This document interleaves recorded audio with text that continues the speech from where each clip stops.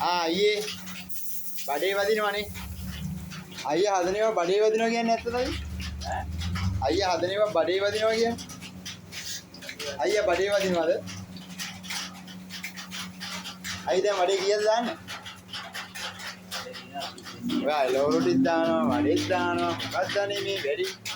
ඇත්තද කියලා වත් නියලා ගන්නන්නේ. මේ බඩේ වදින හැටි කියන්න පොඩ්ඩක්. අපි මේ යාළුවෝ බලන් ඉන්නවා බඩේ වදින හැටි. බඩේ වදිනේ තියෙන ඔව්. අඩුවෙන් පදින්න ඕනේ. අඩුවෙන් පදින්න ඕනේ යාළුවනේ බඩේ. අන්න ඒකයි අයියාගේ ඉඩ බඩේ වල රහස. අයියා ඉඩ හදනවා ලස්සනට. ඉන්න මැදින් තෙල් එනවා ඒතර තමයි බඩේක පිච්චෙන්නේ. හරි. අන්න අපේ අයියා මේ එලේ ගන්නේ මෙතන උදේ. ජය වේවා. බඩේ කන්න ඉන්න අවසරට. බඩේ කන්න ඉන්න යාළුවා අවසර. අද නම් වහිනවා.